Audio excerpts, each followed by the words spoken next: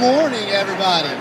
My name is Chris Donaldson, and I have the pleasure of sitting here with two of my good friends from down in South Louisiana, Mr. Rick Roberts and Miss Chelsea May. And we are here, and we're going to talk about hashtag, Are You Talking to Me?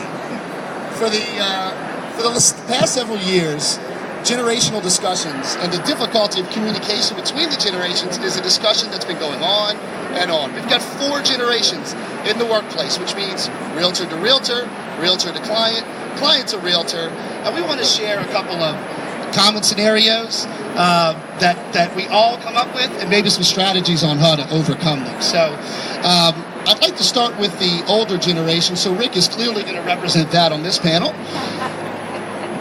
So, yeah, of course. So, Rick, why don't you share with us, a little bit that you have learned in your 27 years of experience of how a lot of the communication has changed, but it's also remained the same. Tell us a little bit about that first. Thanks, Chris, for that wonderful introduction. I appreciate it. I know we're going to talk about different methods of communicating with different generations, but one thing I can tell you that's been true for the 27 years I practice is that never in the history of real estate have I had a client that said, oh, my realtor just gives me too much information or too many updates, whether it's through email, Skype, Facebook Messenger, Snapchat, Twitter, what have you. Never have I ever had a client says, Rick, you just give me too much information on my listing or my sale. So we can talk about how we're going to communicate, but communication is the first step. So that's the thing I would stress first and foremost. All right, so you mentioned a lot of things there. Facebook Messenger, Snapchat, you use all of those things? And what happens when you have a client or somebody that you're working with that's not comfortable with a medium maybe that you are? So for instance, you're very comfortable with text message or email. They would prefer phone calls. How do you handle that? Well, typically I'll communicate in the medium that they wish to communicate in. But for me, as a practitioner, I'll follow up with an email just so I have something to memorialize whatever was conveyed. So if it's text messaging or if that's their preferred communication, I'll surely do that and keep them in the loop and accommodate. But typically, I'd follow up with an email, which would make me more comfortable so I can put it in file in case we have something that comes up later. Whereas text is a little bit harder to memorialize. So I communicate in whatever medium they want to communicate in. I think that's the big key, and we were talking about this beforehand, is not forcing them into the communication channel that you're comfortable with, communicating with them in the channel that they're comfortable with. So to that end, I'd like to bring Chelsea in, who's representing the Millennials here on this panel. And so we were talking before, and first-time home buyers, millennial clients, your sphere of influence, you work with them a lot. Would you share with us a little bit about something that might be unique that you find that your millennial clients prefer, and something that may be something extra you've got to do to help communicate and make things move along smoothly?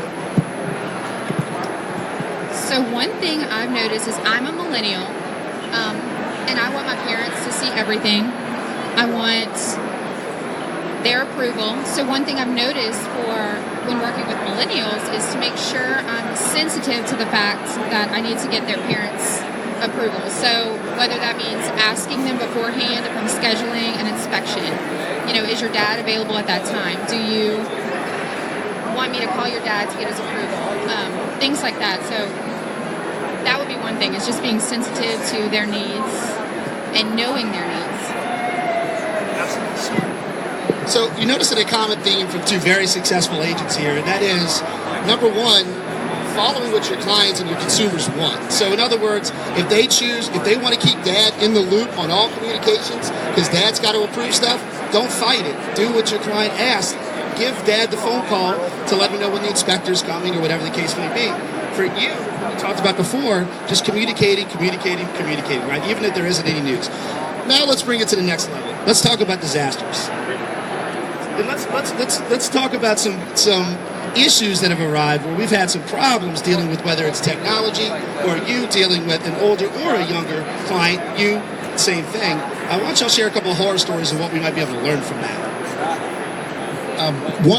Mine is not necessarily, it could have been a horror story, and it's where you assume that a certain generation either is or is not tech savvy or communicating in something that's happening today. For instance, I had a boomer client that we were negotiating a contract, and we're using DocuSign, which is an email signature, digital signature format, like, many others out there. And so I coached them a little bit, since I'm sending this to your DocuSign, and they sounded like, okay, they weren't sure, they hadn't done it before. So I suggested, well, listen, why don't you get your 14-year-old to get on the phone with you and help you out? And I probably shouldn't have done that, because they were actually pretty savvy and got it done quite well on their own, and had it back in less than 3 minutes and said, hey, we didn't need our daughter, we did it ourselves. So I think assuming that a certain generation either does or does not know certain technology, we should stay away from, regardless if they're Gen X, millennial, boomers, because it could go either way. Some millennials aren't as tech savvy as you would think they should be, or communicate, like for instance for me, I love Snapchat, and a lot of folks in my demographic don't even know what that is. So I find myself more often Snapchatting with my kids and their friends, because none of my peer group has it. But again, there's some out there who have it and enjoy it. So I think assuming any particular generation communicates either better or worse in some medium is a fault that we should not go, a place we should not go. Chelsea? I'll give an example of an agent-to-agent disaster that I almost had happen to me. I think it's important to... So I'll give an example. I was working with an agent who didn't check their email often, didn't want to read their email on their phone, which, is an issue that we need to work through. So I was submitting an offer to that agent. I picked up the phone and called that agent, because if I wouldn't have, they wouldn't have checked their email. They wouldn't have seen the offer.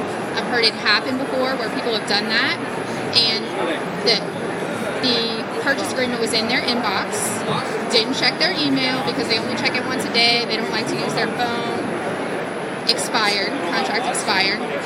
The buyers found a new house, contract was expired, they never saw the listing, they never saw the purchase agreement, found a new house, sorry. I think that's important to make sure you're communicating with the other party how they want to be communicated with, and to ask, always ask, how do you want me to talk to you? Email, text message, I'll do whatever you need to do.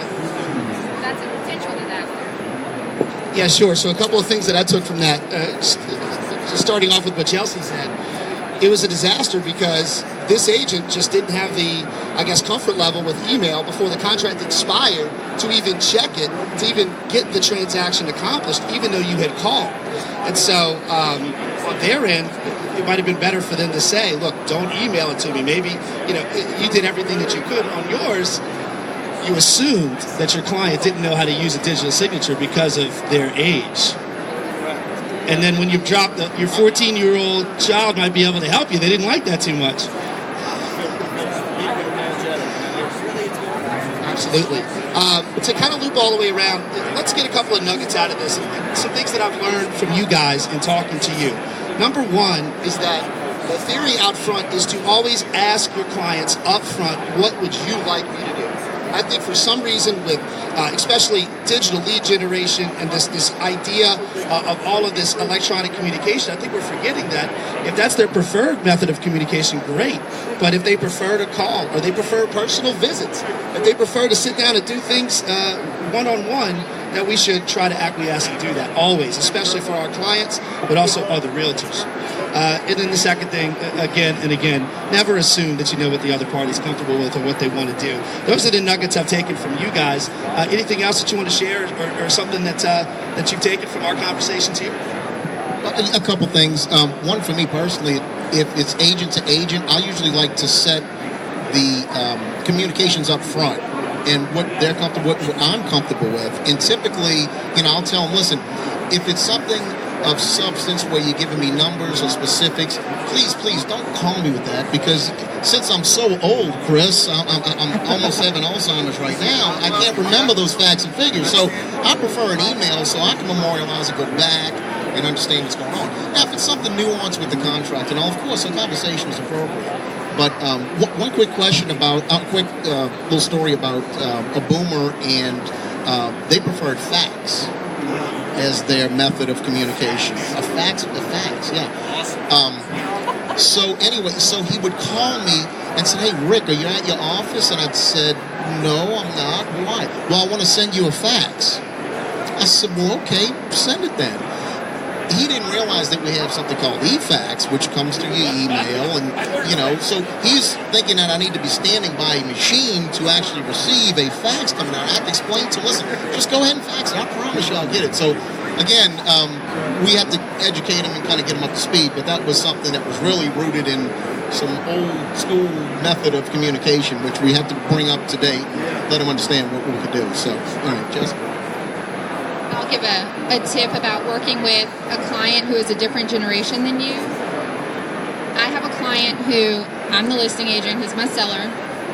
He wants everything in the paper. He wants everything in print. When I explain to him my listing presentation of, I'm going to have it on Facebook, I'm going to have it on the internet, I'm going to, put it on online publications. No, he refuses to believe that that's what people, that's where people find listings for the most part. But he wants everything in print. He thinks he wants it all in print. So what do? I put it in print. That's what my client wants. He's happy with me because I'm doing what he wants him to do. I'm also doing my stuff on the side to make sure I know I'm marketing the house how it needs to be marketed. But I'm also going to appease him because happy seller. One other thing, Chris, back to agent communication. I've had an experience where I've emailed an agent some information and actually sent an offer, called, no response to email, but I did look and see she was active on Facebook. So I sent a Facebook message and got an instant reply, and I said, please, get off of Facebook and go check your email, because I sent you an offer. Now, I could have sent it through Facebook Messages, which would probably got it to her sooner, but again, it's not only clients to agents, but agents to agents that need to know how they're going to communicate. So I appreciate you dropping just about every communication channel possible to just try to make sure that everybody knows you know how to use them all. That's pretty good. That's well done. So actually, that's one final point. We've talked about this a lot, is realtor to realtor. At the end of the day, if somebody on the other side, the other realtor, whether it's a friend or not, if they're holding a hard line and saying, I want you to do this, I want you to email it, then we get into a battle of wills, right?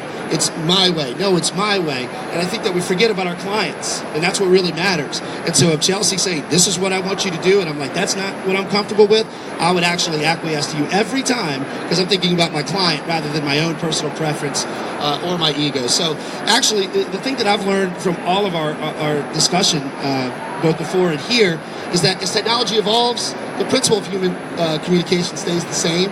And at the end of the day, whether you're Snapchatting me, Rick, or whether you're calling me, Chelsea, whatever the case may be, that one-on-one, making sure that somebody is comfortable in the avenue, that they're going to get the information that we need, and we're not going to lose a transaction, lose a client, or whatever the case may be, I think is critical. And that's kind of what I've taken away from talking to you fine folks.